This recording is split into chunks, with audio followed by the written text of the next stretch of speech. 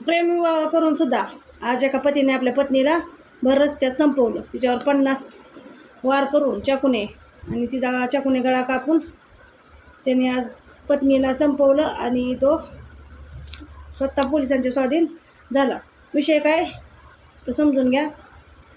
ऋषिकेश पाटील हा उच्च शिक्षित तरुण आणि त्याची बायको धनश्री पाटील हे बँकेत काम करत होते. बँकेत कामाला असताना ह्या दोघांचा किरकोळ कारणामुळं घरी वाद व्हायचा आणि कारण काय असायचं तिच्या चरित्र्यावर तो संशय घ्यायचा. ह्यासारखं वाद व्हायचं आणि एके दिवशी त्यांनी सोमवारी सकाळी ती कामाला जात असताना बँकेच्या रस्त्यावर उभं राहून तिची गाडी थांबवली. कुठेवरून जात असताना तिची गाडी थांबवली आणि तिच्या अंगावर तब्बल 50 चाकूने वार करून ती गळा चिरला आणि तिचा खून केला. घटना अतिशय दुःखद आहे बघा. असं कुठल्याही बाबतीत घडायला नको होतं.